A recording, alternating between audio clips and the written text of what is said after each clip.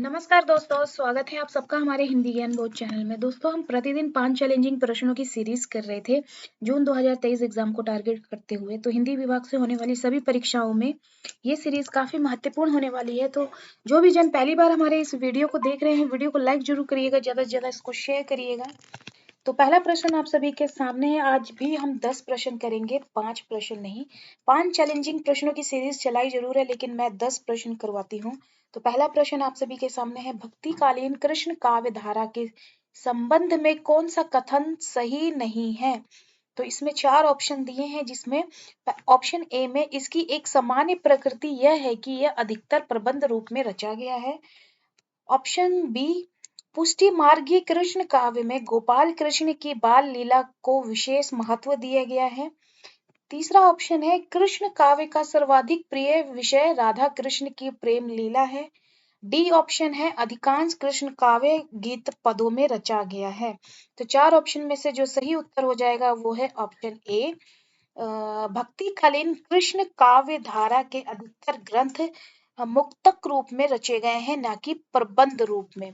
तो यहाँ पे ऑप्शन में गलत लगाया है, प्रबंध रूप में रचा गया है ऐसा लगाया गया है ऑप्शन में। लेकिन यहाँ पे जो सही उत्तर हो जाएगा, अधिकतर भक्तिकालीन कृष्ण काव्य धारा के ग्रंथ जो रहे हैं वो मुक्तक रूप में रचे गए हैं। अगला प्रश्न देख लेते हैं। कौन सा विकल्प सुसंगत नहीं है? तो इसमें एक विकल्प है जो गलत है, वो आपने छांट के बताना है।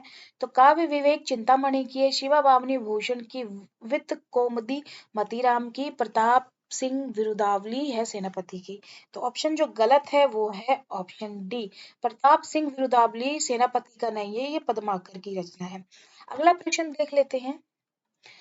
भारतेंदु युगीन काव्य के संदर्भ में कौन सा विवरण सही नहीं है? कौन सा विवरण सही नहीं है? इसमें 4 ऑप्शन दिए हैं, जिसमें पहला ऑप्शन है, यह युग प्राचीन ब्रज भाषा काव्य और नवीन खड़ी बोली काव्य का मिलन बिंदु रहा। इसमें प्राचीन परंपरा अनुसार रस अलंकार, नायक नायिका भेद आदि से संबंधित रचनाएं भी लिखी गईं। इसमें देशभक्ति, लोकहित, सामाजिक पुनर्निर्माण आदि नवीन विषयों पर भी रचनाएं प्रस्तुत की गईं। ऑप्शन डी, इस युग में खड़ी बोली की नवीन काव्य शैली का प्राधान्य रहा है। ऑप्शन जो सही उत्तर हो जाएगा, जो विवरण सही नहीं है, वो है ऑप्शन डी। इस युग में ब्रज भाषा की प्रधानता रही है, ना कि खड़ी बोली की नवीन काव्य शैली की।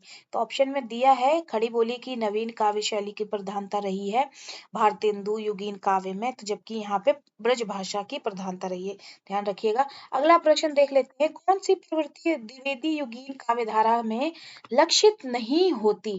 तो 4 ऑप्शन दिए हैं, जिसमें पहला ऑप्शन है, प्रबंध मुक्तक पर गीत प्रभुति सभी काव्य रूपों का प्रचलन, हास्य व्यंग पूर्ण कविता का प्रचुरता, काव्य भाषा के रूप में खड़ी बोली का अधिक प्रयोग, आदर्शवादिता और नैतिकता पर बल। ये 4 ऑप्शन दिए हैं, जिसमें जो सही उत्तर हो जाएगा वो है ऑप्शन बी। भारतेंदु युगीन काव्य धारा में हास्य व्यंग पूर्ण कविता की प्रचुरता मिलती है, ना कि द्विवेदी युगीन काव्य धारा में। तो यहाँ पे सही उत्तर हो जाएगा, यहाँ पे ऑप्शन में दिया गया है, हास्य व्यंगपूर्ण कविता की प्रचुरता रही है द्विवेदी युग काव्य धारा में, जबकि नहीं, हास्य व्यंगपूर्ण कविता की प्रचुरता रही है द्विवेदी युग में, नहीं भारतेंदु युग में। तो सही उत्तर ये हो जाएगा, ध्यान में रखिएगा।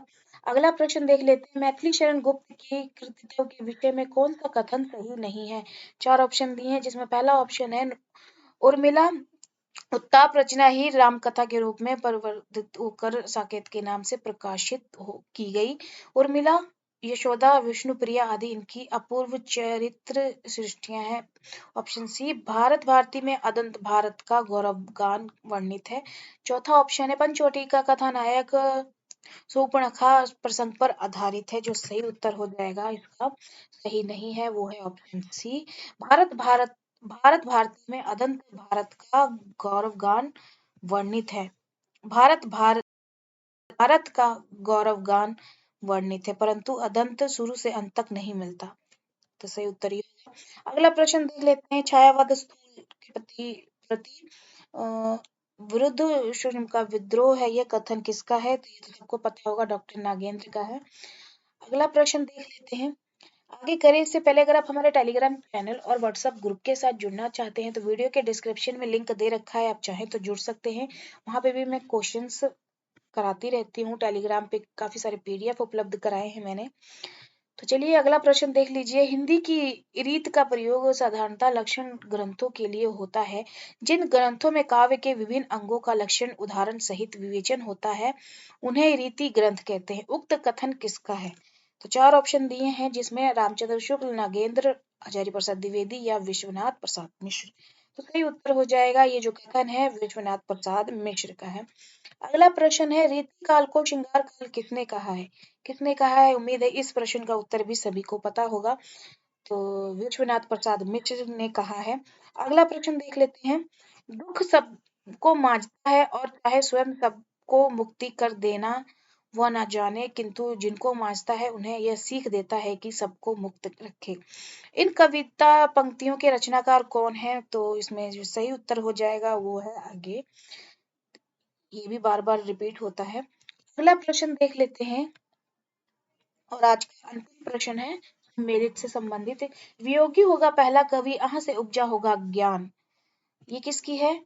और प्रकृति के यौवन का श्रृंगार करेंगे कभी ना बासी फूल। तो इसमें जो सही उत्तर हो जाएगा ऑप्शन सी, वियोगी होगा पहला कवि, अहाँ से उपजा होगा ज्ञान, ये किसकी है? सी।